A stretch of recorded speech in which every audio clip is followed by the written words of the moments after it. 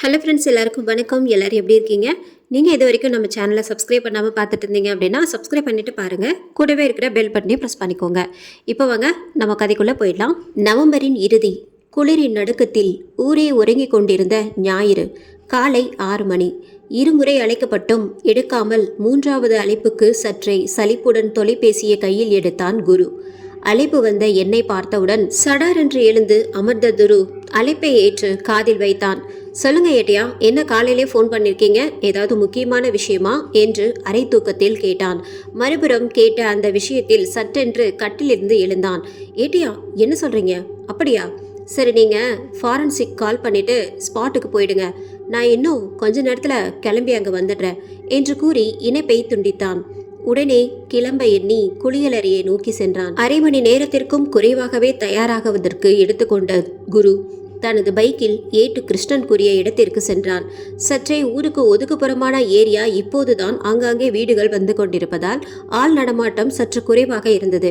அந்த வீட்டின் வெளியே சிறு கூட்டம் கூடியிருந்தது. தங்களுக்குள் ரகசிய குரலில் பேசிக்கொண்டு சிலர் அந்த வீட்டை எட்டி பார்த்து கொண்டும் நின்று கொண்டிருந்தார்கள். அவர்கள் முகங்களில் தெரிந்த உணர்ச்சிகளும் அவர்களின் கிசுகிசு பேச்சுக்களுமே அங்கே ஏதோ விபரீதம் நடந்துள்ளது என்பதை பறைசாற்றியது. அங்கே நின்று கொண்டிருந்தவர்களை கடந்து பைக் அந்த வீட்டின் முன் சென்று நிறுத்தினான் குரு. வெளியே நின்று கொண்டிருந்த ஏட்டு கிருஷ்ணன் ஒரு சல்யூட் வைத்தார் குருவிற்கு.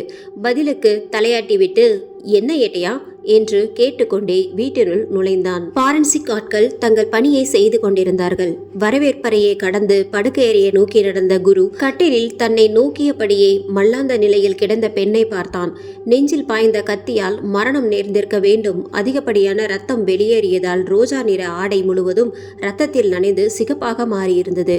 நேரடியாக இதயத்தில் கத்தி இறங்கியிருந்ததால் போராடி இருக்க வாய்ப்பு மிகவும் குறைவு. படுக்கைக்கு அருகே ஒரு கைப்பை கீழே கிடந்தது. அது கிடந்த கோலத்தை பார்த்த குரு அந்த பை இறந்த பெண்ணின் பையாகத்தான் இருக்க முடியும் என்ற முடிவுக்கு வந்தான். எல்லாவற்றையும் கண்ணால் பார்த்தவாறே என்ன நடந்திருக்கும் என்பதை கணித்து கொண்டிருந்தான். அதற்குள் டெட் பாடி ஆம்புலன்ஸில் ஏற்ற அனுமதி கேட்கப்பட்டது. அவர்களுக்கு அனுமதி வழங்கிவிட்டு வெளியே வந்தான். ஏட்டையா, கொலைய முதல்ல யார் பார்த்தது? அங்கே சோகமாய் நின்று கொண்டிருந்த 50 வயது மதிக்கத்தக்க பெண் ஒருவரை சுட்டிக்காட்டி, இவர்தான் முதலில் பார்த்திருக்கிறார். நமக்கும் இன்ஃபார்ம் பண்ணினதும் இவங்க தான் சார் என்றார். அந்த பெண்மணியை பார்த்த குரு, நீங்க தான் முதல்ல பார்த்ததா? உங்க பேர் என்ன?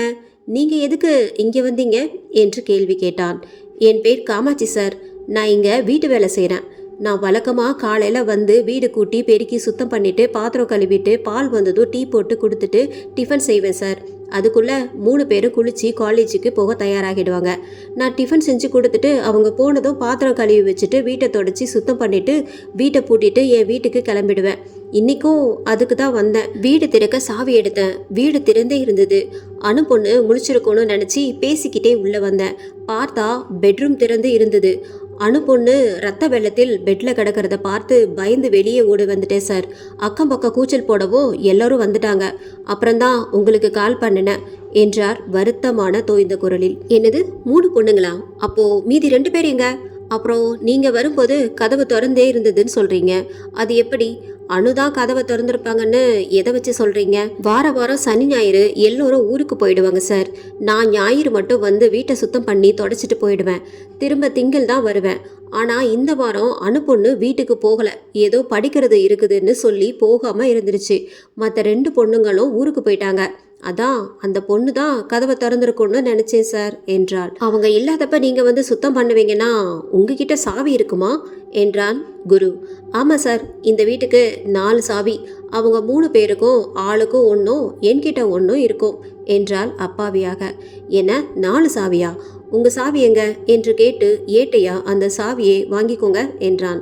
அவரும் அதை வாங்கி ஒரு பாலித்தீன் பையில் போட்டுக்கொண்டார். ஏட்டையா, மீதி 2 பொண்ணுங்களுக்கும் இன்ஃபார்ம் பண்ணிடுங்க. நாளைக்கு காலையில் ஸ்டேஷன் வர சொல்லிடுங்க. அப்புறம் இறந்த பொண்ணோட வீட்டுக்கு சொல்லிட்டீங்களா என்றான். ஏட்டு, சொல்லிட்டேன் சார். கிளம்பி வந்துட்டு இருக்காங்க. சரி ஏட்டையா, அவங்கள நேராக ஜிஹெச் வர சொல்லிடுங்க. அவங்கக்கிட்ட அட்ரஸ் வாங்கிக்கோங்க என்று கூறிவிட்டு காமாட்சியிடம் திரும்பி, நீங்கள் கிளம்புங்க. அட்ரஸ் ஃபோன் நம்பர் கொடுத்துட்டு போங்க. நாங்கள் கூப்பிடும்போது ஸ்டேஷன் வந்தால் போதும். வெளியூர் எங்கேயும் போகாதீங்க என்று கூறினான். ஏட்டையா, நீங்கள் ஃபார்மாலிட்டிஸ் எல்லாம் முடிச்சுட்டு ஸ்டேஷன் போங்க. நான் வீட்டுக்கு போயிட்டு ஈவினிங் ஸ்டேஷன் வரேன் என்று கூறி கிளம்பினான். பைக்கை ஸ்டார்ட் செய்யவும் குருவின் அலைபேசி அழைக்கவும் சரியாக இருந்தது. கைபேசியை எடுத்து பார்த்தான். திரையில் பொண்டாட்டி என்று ஒளிர்ந்து கொண்டிருந்தது.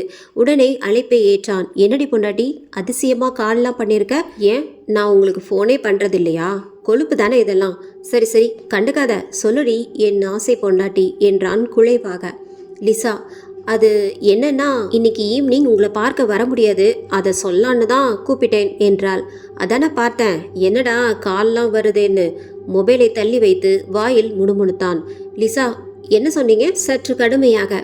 அதுவா, ஏன் லிசா, என்ன ஆச்சுன்னு கேட்டேம்மா, முன்னாடியே சொல்லியிருக்கலாம்ல என்றான் சற்று சோகமான குரலில். அது ஒரு அர்ஜென்ட் வேலை, ஃபோனில் சொல்ல முடியாது, நேரில் வர்றப்ப சொல்கிறேன், டாடா என்று கூறி குருவின் பதிலை கேட்காமலே அழைப்பை துண்டித்தாள். இவளுக்கு திங்கிறதும் அர்ஜென்ட் ஒர்க் தான் சொல்லுவா, ராட்சசி. நான் பேசுறதுக்கு முன்னாடியே கட் பண்ணிட்டா பாரு. இதுக்கு மேலே கால் பண்ணினா எடுக்கவே கூடாது என்று பெருமூச்சுடன் தனக்குத்தானே சொல்லிக்கொண்டே வீட்டை நோக்கி பைக்கை செலுத்தினான். மாலை 5 மணி.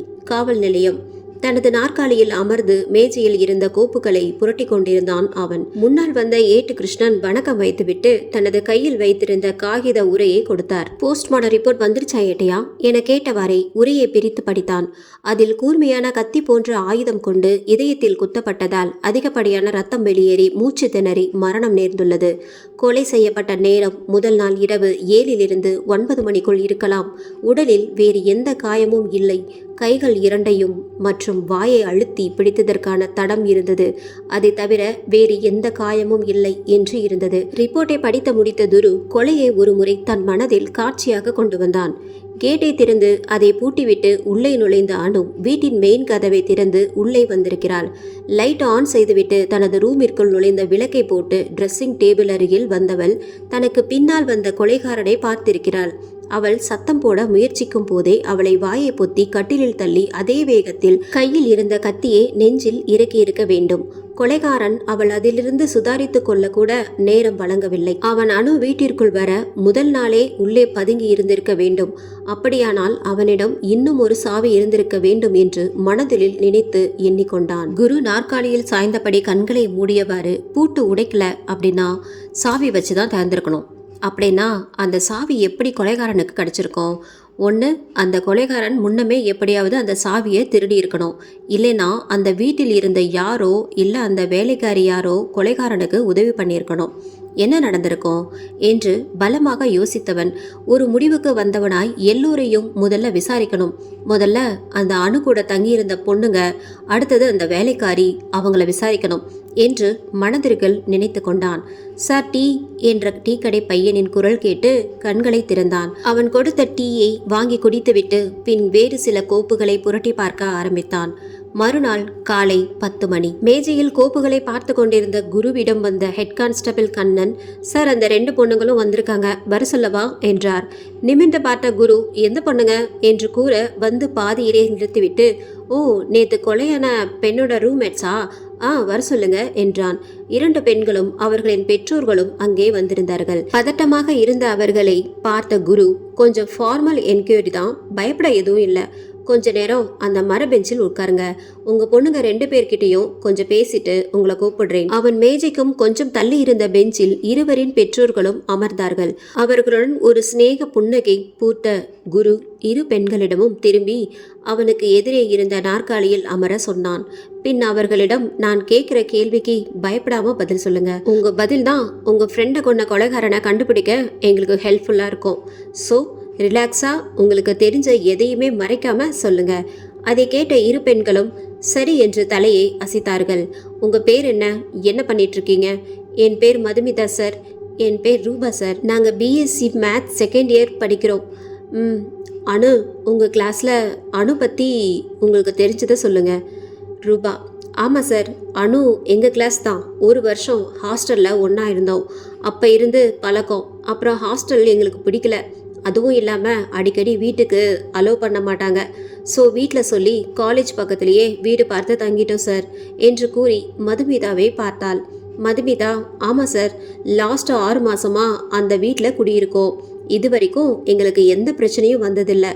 அனு ரொம்ப நல்ல பொண்ணு, ரொம்ப அமைதியாக இருப்பா, பயந்த சுபாவம் என்றாள். அவர்களின் பதிலை கவனமாக கேட்ட குரு, அந்த பெண்ணுக்கு பாய் ஃப்ரெண்ட்ஸ் யாராவது இருக்காங்களா? இல்லை காலேஜில் இல்லை வர்ற வழியில் யார் கூடயாவது எதுவும் பகை இருந்துச்சா என்றான். இல்லை சார், அவளுக்கு பாய் ஃப்ரெண்ட்ஸ் யாரும் இல்லை. ஆனால் அவங்க மாமா பையனை லவ் பண்ணிட்டு இருந்தா. அது அவங்க 2 வீட்டுக்கும் தெரியும். அவங்க 2 ஃபேமிலிக்கும் இதில் சம்மதம் தான் சார். ஸோ அதில் எந்த பிரச்சனையும் இருக்கிற மாதிரி தெரியல. அந்த பையன்கிட்டையும் பேச மாட்டா. பட் அவளை போய் எப்படி என்று கூறும்போதே கண்ணீர் துளி எட்டி பார்க்க குரல் கம்மி விட்டது. மதுமிதா அவளை அணைத்து சமாதானம் செய்தாள். அவள் கண்ணும் கலங்கியிருந்தது. பின் குருவிடம் திரும்பிய ரூபா, எங்களுக்கு தெரிஞ்ச வர அவளை கொலை பண்ற அளவுக்கு யாரும் இருப்பதாக தெரியல சார் என்றாள். சரி, இப்போ அந்த கொலை பற்றி உங்களுக்கு எதுவும் ஐடியா இருக்கா? இருவரும் சிறிது நேரம் யோசித்தவர்கள் பின் ரூபா, ஒருவேளை யாரும் திருட வந்தவனா இருப்பானோ சார், அனு பார்த்துட்டான்னு கொலை பண்ணியிருப்பானோ? இருக்கலாம் மிஸ் ரூபா, நாங்கள் அந்த கோணத்திலே விசாரிப்போம். தொடர்ந்து உங்கள் வீட்டில் வேலை பார்க்குறாங்கல்ல ஒரு அம்மா, அவங்கள பற்றி என்ன நினைக்கிறீங்க? ஏன்னா 4 சாவி இருக்குன்னு சொன்னாங்க. எப்படி வேலை செய்கிறவங்களை நம்பி எப்படி சாவி கொடுத்தீங்க? மதுமிதா, அவங்க ரொம்ப நல்லவங்க சார், நம்பிக்கையானவங்க. இதுவரை ஒரு குண்டூசி கூட திருட்டு போனதில்ல. கவனக்குறைவாக நாங்கள் போட்டுட்டு போகிற பொருளை கூட எடுத்து பத்திரமா வச்சுட்டு எங்ககிட்ட கொடுப்பாங்க சார் என்றாள் மதுமிதா. நல்லது. பட் இதை நான் ஏன் கேட்குறேன்னா, கொலைகாரன் கிட்ட ஒரு சாவி இருந்திருக்கணும். அதை யூஸ் பண்ணி தான் கதவை உடைக்காமல் திறந்திருக்கான். அதனால தான் உள்ளே வந்த அணுவுக்கும் சந்தேகம் வரலை. அப்போது யாராவது உதவி பண்ணாமல் அவன் வந்திருக்க முடியாது. அதான் கேட்டேன். மதுமிதா சற்றென்று ஞாபகம் வந்தவளாய் நிமிர்ந்து, சமீபத்தில் நாங்கள் 3 பேரும் மூவி போயிருந்தோம் சார். அப்போ என்னோட சாவி ஹேண்ட்பேக்கோட தொலைஞ்சு போச்சு. அப்புறம் மற்ற சாவியை வச்சு புது சாவி செஞ்சோம். ஒருவேளை அது பிளான் பண்ணி திருடியிருப்பாங்களோ என்றால். எனது தொலைஞ்சு போச்சா? அப்போ நீங்கள் தேடலையா? உங்கள் பக்கத்தில் யார் இருந்தாங்க? ஏதாவது ஞாபகம் இருக்கா என்றான் உற்சாகத்துடன். இல்லை சார், மூவி முடிஞ்சு வெளியே வந்தப்போ எல்லாரும் கூட்டமாக வந்தாங்க. அப்போ யார் எப்படி எடுத்தாங்கன்னு தெரியல. அதில் சாவி, ஏடிஎம் கார்டு, கொஞ்சம் சில்லறை காசு மட்டும்தான் இருந்தது. நைட் லேட் ஆகிட்டதால தேடி நேரத்தை போக்க வேண்டான்னு நினச்சி ஏடிஎம் கார்டை பிளாக் பண்ணிக்கலான்ட்டு அதை பெருசுப்படுத்தாமல் வீட்டுக்கு கிளம்பிட்டோம். சரி விடுங்க, நாங்கள் பார்த்துக்குறோம். கொலைகாரனோட நோக்கம் என்னன்னு தெரியல. ஸோ நீங்கள் 2 பேரும் கொஞ்சம் ஜாக்கிரதையாக இருங்க. தனியாக எங்கேயும் வெளியே போகாதீங்க என்று கூறிவிட்டு அவர்களின் பெற்றோரை அழைத்த குரு, பொண்ணுங்களை தனியாக அனுப்ப வேண்டாம், கொஞ்சம் கவனமாக பார்த்துக்கோங்க. எதுவும் பிரச்சனைனா என்னோட நம்பருக்கு கூப்பிடுங்க என்று கூறி தன்னுடைய கார்டை கொடுத்தான். பின் தொடர்ந்து, இப்போ நீங்கள் கிளம்புங்க, நாங்கள் கூப்பிடும்போது வந்தால் போதும். அதுக்கு இடையில ஏதாவது டவுட்ஸ் சம்திங் மறைந்திருந்தாலும் என்னன்னு எனக்கு கால் பண்ணி சொல்லுங்க என்று கூறி அனுப்பி வைத்தான். நடந்த கொலை பற்றி யோசித்து கொண்டிருந்தவனை, என்னடா நல்லவனே, என்ன தீவிரமா யோசனை எதுவும் கோட்டையை பிடிக்கிற பிளானா என்ற கோகுலின் குரல் கலைத்தது. ஆமாடா, அது ஒண்ணுதான் குறைச்சல். இருக்கிற கேஸே கழுத்தா இருக்குது. இதுல புதுசா ஒரு மாடர் வேற. பாவம், சின்ன பொண்ணு கொடூரமா கொண்டிருக்கான். அதான் யோசிச்சுட்டு இருக்கேன். என்ன சின்ன பொண்ணா? யார் கொலை பண்ணது? எதுவும் எவிடன்ஸ் கிடைச்சதா? இல்லடா, நல்ல பிளான் பண்ணி பண்ணிருக்கான். எந்த தடயமும் விட்டு வைக்கல வருத்தமான தோய்ந்த குரலில் சொன்னான் குரு. அப்படிலாம் முடிவுக்கு வந்துடாதுடா. எவ்வளோ பெரிய கில்லாடியாக இருந்தாலும் ஏதாவது ஒரு தடயத்தை விட்டு வச்சிருப்பான். போய் நல்லா தேடிப்பாரு என்றான் தொடர்ந்து. அது ஆம்பளை தான்னு ஒரு முடிவுக்கு வந்துடாத. கொலை பண்ணது ஒரு பொண்ணா கூட இருக்கலாம். எல்லா கோணத்திலையும் யோசி என்று கூறிவிட்டு, சரி பசிக்குது, வா சாப்பிட்டு வந்து ஒர்க் பண்ணலாம். கோகுல் குருவிற்கு பேட்ச்மாட் ஒன்னா ட்ரைனிங் பண்ணியவர்கள். ஒரே ஸ்டேஷன்ல போஸ்டிங் கிடைத்ததால் இன்னும் நெருங்கிய நண்பர்கள் ஆகினர். எப்போதும் வேலையில் இருவரும் ஒருவருக்கொருவர் உதவி செய்வது கொள்வதுண்டு. கோகுல் சாப்பிட கூப்பிடவும் அப்போதுதான் தனக்கு பசிக்கிறது என்பதை உணர்ந்த குரு கோகுலுடன் கிளம்பி சென்றான். மாலை 7 மணி. உயர்தர சிற்றுண்டி சாலை சிட்டியை தாண்டி சிறிது தூரத்தில் நெடுஞ்சாலையின் ஓரத்தில் அமைந்திருந்தது. மாலை வேளையில் சிறிது சாப்பாடும் நிறைய பேச்சும் என எண்ணுபவர்கள் வரும் ஓர் உணவகம். உள்ளே அழகான சாப்பாட்டு மேஜைகளும் அதில் வண்ண வண்ண மீன்களும் விளக்குகளும் பொருத்தப்பட்டு அந்த இடமே தங்க நிறத்தில் ஜொலித்து கொண்டிருந்தது. அதனைத் தொடர்ந்து வெளியே பல வகை பூச்செடிகள் கொண்டு உருவாக்கப்பட்ட பூங்காவும் அதில் ஆங்காங்கே வட்ட வடிவ மெட்டல் கூரைகளும் வண்ண மீன் விளக்குகளும் அலங்கரிக்கப்பட்டு அதன் கீழ் ஒரு மேஜையுடன் கூடிய 4 நாற்காலிகளும் அதனை சுற்றி சவுக்கு மர செடிகள் சீராக வெட்டப்பட்டு உள்ளே உட்கார்ந்து இருப்பவர்கள் முகம் அடுத்தவர்கள் முகம் பார்க்காதவாறு அமைக்கப்பட்டிருந்தது. அதே போன்ற அமைப்பு ஆங்காங்கே வட்ட வடிவில் உட்காருவதற்காக அமைக்கப்பட்டிருந்தது. அவ்வாறான ஒரு நாற்காலியில் அமர்ந்தவாறு குரு, நம்மளை சீக்கிரம் வர சொல்லிட்டு இவ இன்னும் வராம இருக்காளே, வந்து 1/2 மணி நேரம் ஆகுது, இன்னும் இந்த லூசு வரல, என்ன பண்ணிட்டு இருக்கோம்? சிட்டியில் எத்தனை ரெஸ்டாரண்ட் இருக்கு, அங்கே மீட் பண்ணியிருந்தா என்ன? ஆனால் அதெல்லாம் விட்டுட்டு இவ்வளோ தூரம், அதுவும் அவுட்டரில் இருக்கிற ரெஸ்டாரண்ட் வர சொல்லியிருக்கா. கேட்டால் சிட்டினா யாராவது பார்த்துடுவாங்க, இங்கேன்னா யாரும் தெரிஞ்சவங்க வரமாட்டாங்கன்னு சொல்கிறா. காதல் பண்ணுறது என்ன கொலை குற்றமா? கொலை என்னதும் தான் ஞாபகம் வருது. நாம வேற அந்த கொலை கேஸை விசாரிக்காம பெர்மிஷன் போட்டுட்டு இங்கே வந்து இவளுக்காக வெயிட் பண்ணிட்டு இருக்கோம். வருவாளா இல்லை கால் பண்ணி வர முடியாதுன்னு சொல்லி காலை வாரிடுவாளோ?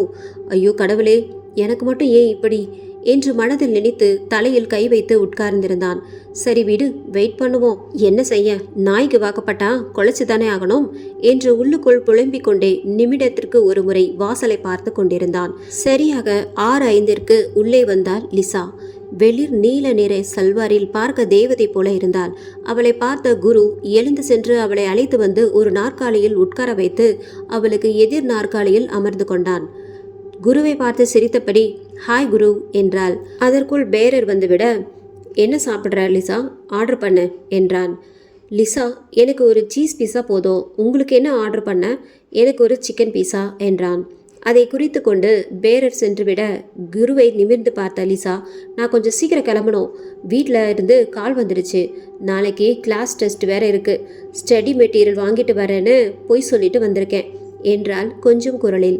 அதுக்குள்ளே போகணுமா? இன்னும் பேசவே ஆரம்பிக்கல, அதுக்குள்ளே போகிறத பற்றி பேசுகிற என்றான் கோவமாக. சற்றென்று முகம் மாறிய லிசா, அதுக்கு என்ன பண்ண சொல்கிறீங்க? அதான் நான் மீட் பண்ண வர சொல்லும் போதெல்லாம் வர்றதில்லை. நீங்கள் கம்பல் பண்ணி கூப்பிடவும் தான் வந்தேன் என்றாள். இன்னைக்கு நான் எங்கே கூப்பிட்டேன்? ஓ, அப்போ நீங்கள் கூப்பிடல, டெய்லி கூப்பிடுறீங்களே.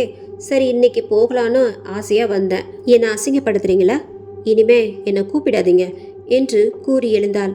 ஐயோ, அவசரப்பட்டு வாய் விட்டுட்டேனே, வேதாள முருகுமுறை எழுதிச்சே என்று மனதிற்குள் நினைத்து, சாரி பேபி, அது ஏதோ தெரியாமல் சொல்லிட்டேன், கோவப்படாத, ஆர்டர் பண்ணது வரட்டும், சாப்பிட்டு கிளம்பிடுவோம். அதற்குள் பக்கத்தில் சத்தம் கேட்க அங்கே திரும்பினர். கொலை கொலை என்று கத்தியவாறு பேரர் ஓடி வர அருகில் சிறு கூட்டம் கூடிவிட்டிருந்தது. ஆளாளுக்கு ஒன்று பேசி கொண்டிருக்க குரு அங்கே சென்றான். நான் போலீஸ் தான், யாரும் பயப்படாதீங்க, அமைதியாக அவங்க இடத்துலையே போய் நில்லுங்க என்று கூறிவிட்டு அந்த மேஜைக்கு சென்றான். அங்கே நாற்காலிக்கு அருகே பெண் ஒருத்தி இரத்த வெள்ளத்தில் கிடந்தாள். அதை பார்த்த குரு தன் கைபேசியில் ஸ்டேஷனுக்கும் ஆம்புலன்ஸுக்கும் அழைத்து பேசிவிட்டு லிசாவிடம் திரும்பினான். லிசா, நீ உடனே வீட்டுக்கு போ, இன்னொரு நாள் மீட் பண்ணிக்கலாம்.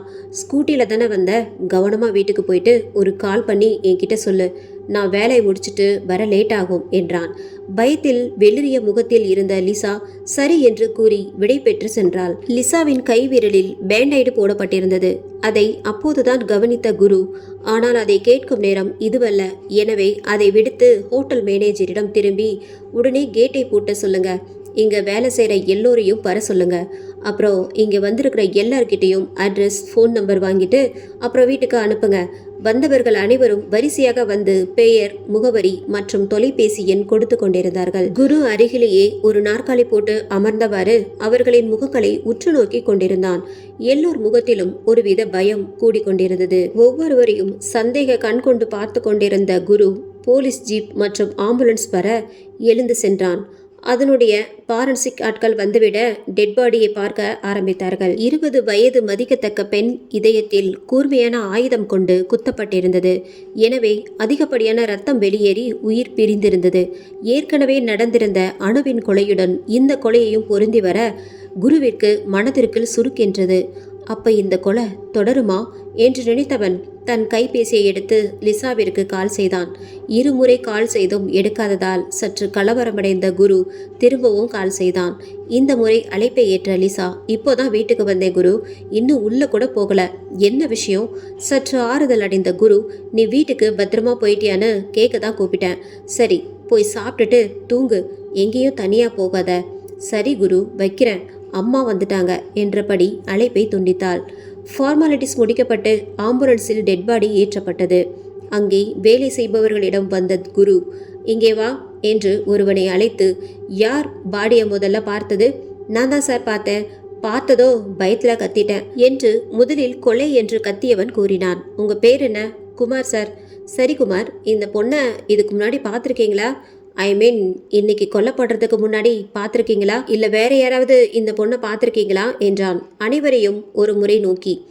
நான் பார்க்கல சார். அப்பதான் ஒரு கஸ்டமர் வரவும் ஏற்கனவே இருந்த கிளாஸை எடுத்து டேபிள் சுத்தம் பண்ண போனேன். பயந்தபடி ஒருவன் முன் வந்து, சார் என் பெயர் ராஜா சார், அந்த பொண்ணு வந்தப்ப நான் தான் டேபிள் ஒதுக்கி கொடுத்தேன். மெனு கார்டு கொடுத்ததுக்கு ஒருத்தவங்க வரணும், வந்ததும் ஆர்டர் கொடுக்குறேன்னு சொல்லிடுச்சு சார். அதான் நான் வேற டேபிளை பார்க்க போயிட்டேன். அப்போ அந்த பொண்ணு மட்டும் தனியாக வந்ததா? வேறு யாரும் கூட வரலையா? இல்லை சார், யாரும் கூட வரல, தனியாக தான் வந்தது. சரி, அதுக்கப்புறம் யாராவது அந்த பொண்ணை பார்க்க வந்தாங்களா? இல்லை சார், நான் கவனிக்கல. நான் அடுத்த டேபிளை கவனிக்க போயிட்டேன். வேறு யாருக்காவது ஏதாவது தெரியுமா? அனைவரிடமும் அமைதியே பதிலாய் வந்தது. யாருக்கும் எதுவும் தெரியவில்லை என்று கூறியதும் அனைவரின் முகங்களையும் ஒரு முறை ஆழ்ந்து நோக்கிய குரு, இங்கே சிசிடிவி கேமரா இருக்கா? இன்னைக்கு ஃபுட்டேஜ் காமிங்க. குரு கேட்ட அந்த கேள்விக்கு திருதிருவென விழித்த மேனேஜர், சார் சிசிடிவி கேமரா இருக்குது, ஆனால் இன்னைக்கு அது ஒர்க் ஆகலை. ஈவினிங் தான் கஸ்டமர் கேருக்கு கால் பண்ணி கம்ப்ளைண்ட் பண்ணியிருக்கோம் சார் என்றார். ஓ சரி, நல்ல யோசனை, பண்ணி பாருங்க. இங்கே இன்னைக்கு ஏதாவது வித்தியாசமாக நடந்திருந்த மாதிரி ஏதாவது இருந்தால் சொல்லுங்கள். யாரும் சந்தேகப்படும்படியான நபர்கள் ஏதாவது ஆர் சம்திங். பயப்படலாம் வேண்டாம், ஜஸ்ட் உங்களுக்கு தெரிஞ்சால் சொல்லுங்கள். அப்படி எதுவும் தெரியல சார். சரி, இது என்னோட விசிட்டிங் கார்டு, ஏதாவது மைண்டில் வந்தால் ஜஸ்ட் கால் மீ என்று மேனேஜரிடம் கொடுத்தான். மேனேஜருக்கு அருகில் நின்று மெலிதாக, சார் என்றான் குமார். சொல்லுங்க குமார், என்ன விஷயம்?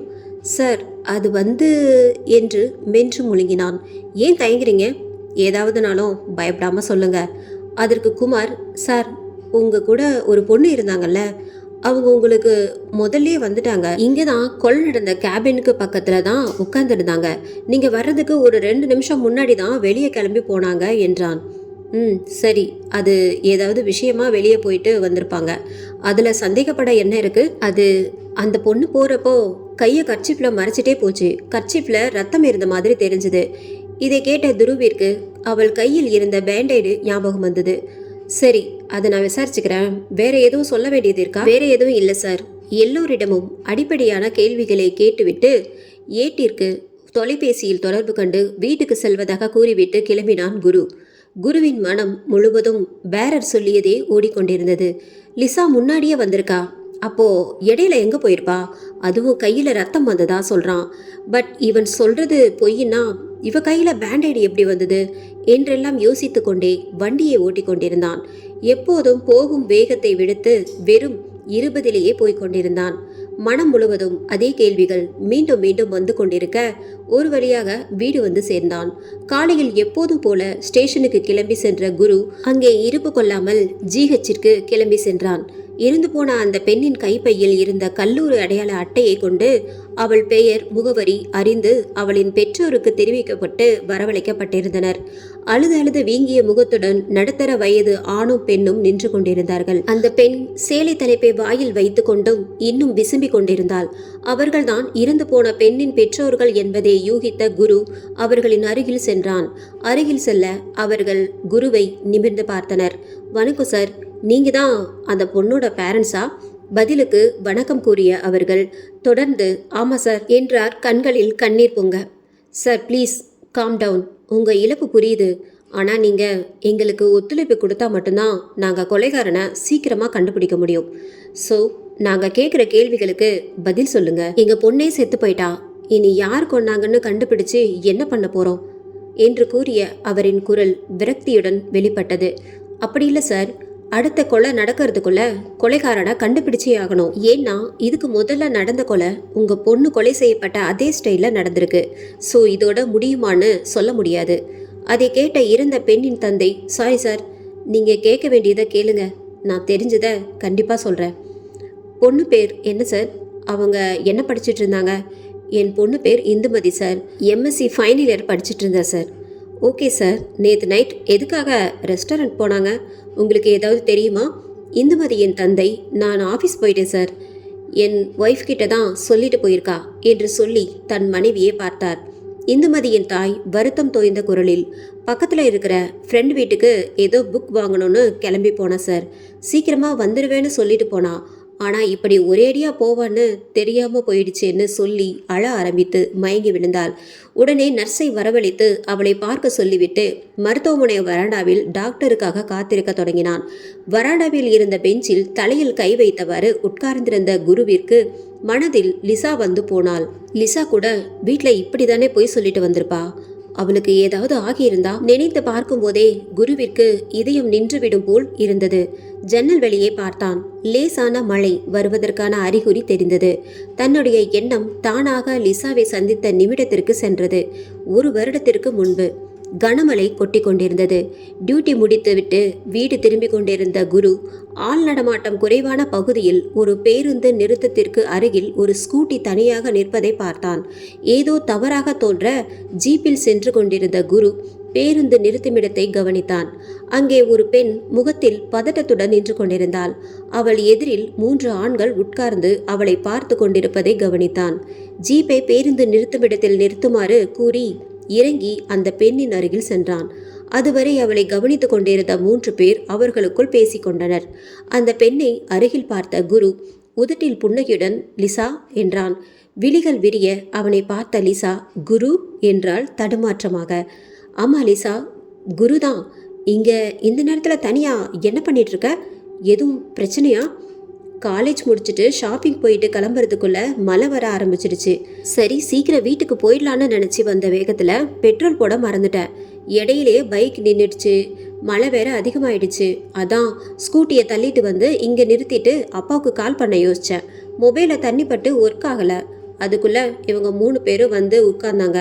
உதவி கேட்கலான்னு பார்த்தா அவங்க பார்வையே சரியில்லை என்று கூறி முடிப்பதற்குள் வெடித்து அழ ஆரம்பித்தாள். அவள் அழுகை ஏதோ செய்வதறியாமல் ப்ளீஸ் அழாத லிசா, வா உன்னை வீட்டில் விடுறேன் என்று கூறிவிட்டு ஸ்டேஷனிற்கு கால் பண்ணிட்டு பெட்ரோல் வாங்கி வருமாறு கூறி லொக்கேஷனை அனுப்பிவிட்டு டிரைவரிடம் பெட்ரோல் கொண்டு வந்ததும் ஸ்கூட்டியை எங்கள் வீட்டில் கொண்டு வந்து விட்டுடுங்க என்று கூறிவிட்டு அங்கே உட்கார்ந்தவர்களை நோக்கி திரும்பினான். அதற்குள் அங்கிருந்த 3 பேரும் ஓட ஆரம்பித்தனர். அவர்களை துரத்தி செல்வது வீண் என்பதை உணர்ந்த குரு லிசாவை அழைத்து கொண்டு ஜீப்பை அவளின் வீடு நோக்கி செலுத்தினான். லிசாவை சந்தித்த சூழ்நிலை வருத்தமளித்தாலும் லிசா அவன் அருகில் இருந்தது அவனுக்கு மகிழ்ச்சியை கொடுத்தது. லிசாவை ஜீப்பில் அழைத்து சென்று அவளின் வீட்டில் இறக்கிவிட்டான்.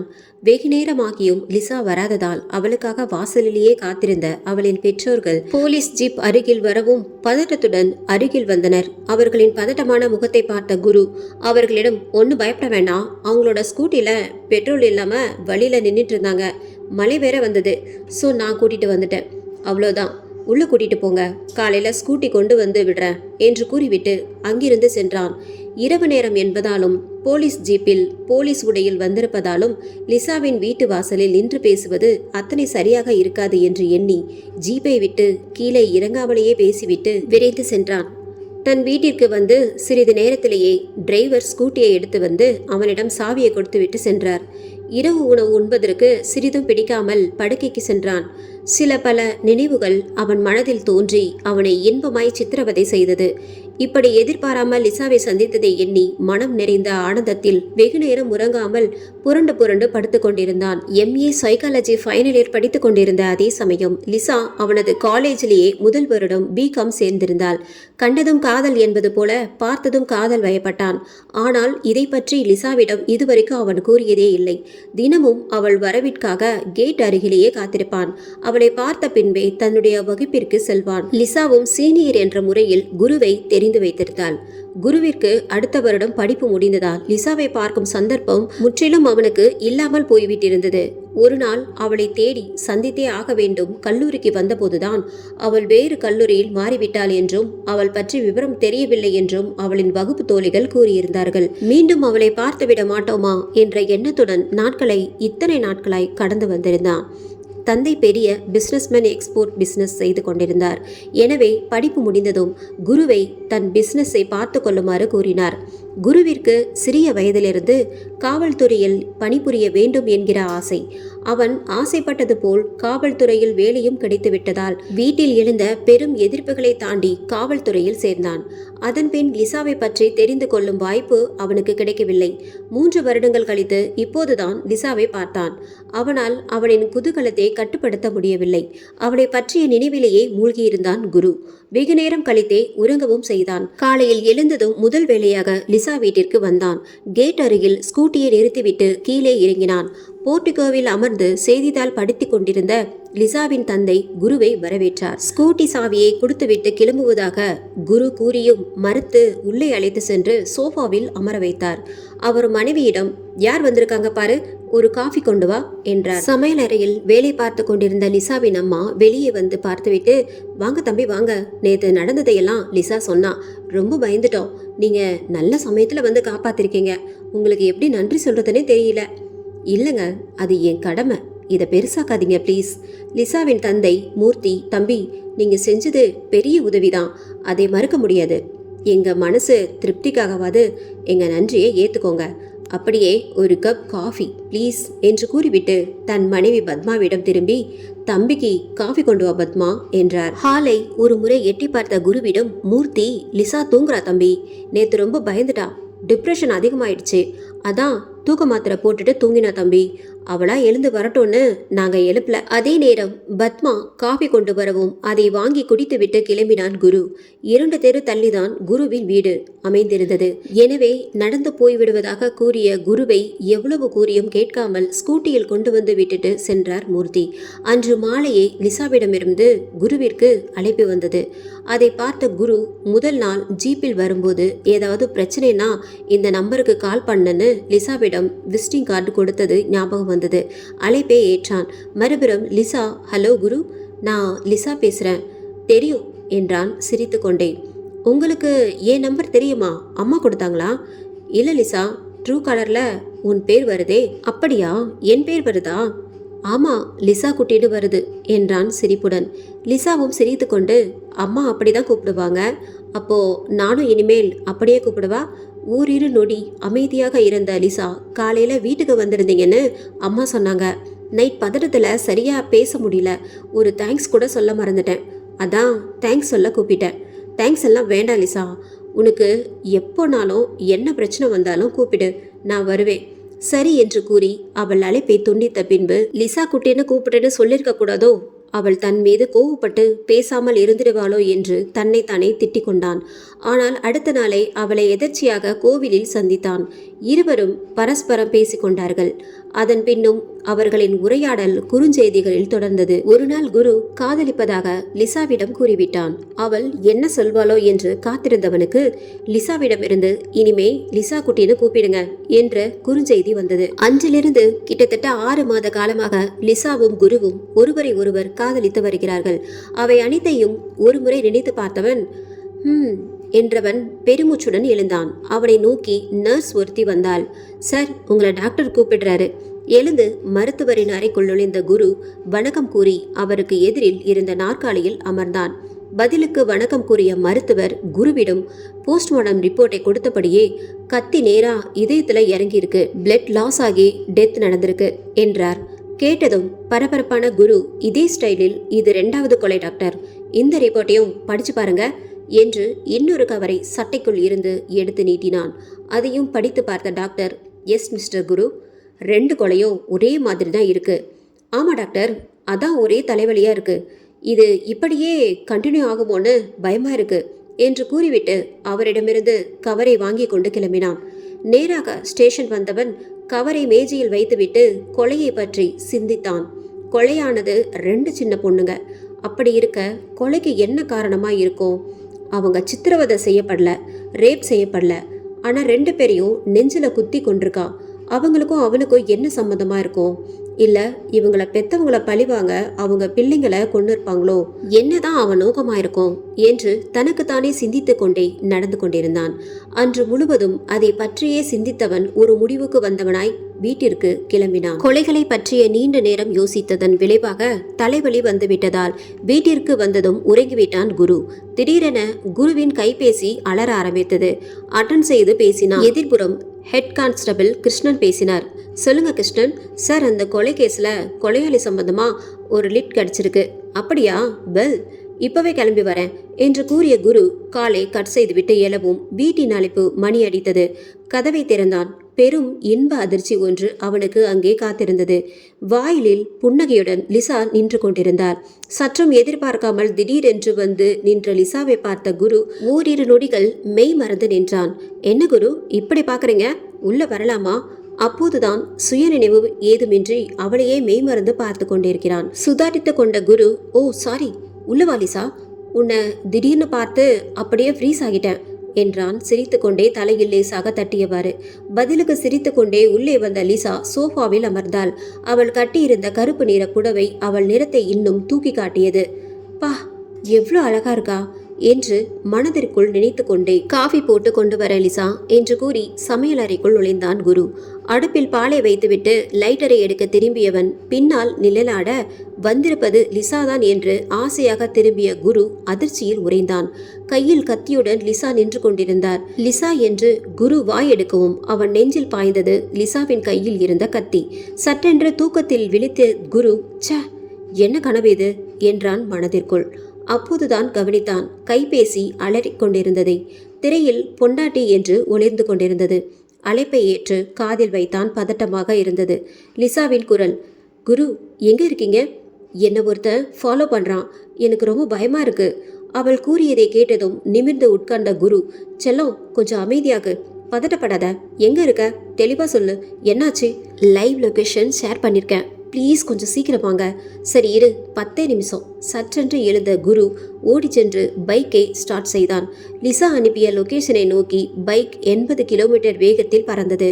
அவள் இருந்த லொகேஷன் ஹைவேஸ் ரோட்டில் இருந்த சவுக்கு மர பகுதியை காட்டியது. லிசாவின் ஸ்கூட்டி அங்கே அனாதரவாக கிடப்பதை பார்த்த குரு பைக்கை கீழே போட்டுவிட்டு உள்ளே ஓடினான்.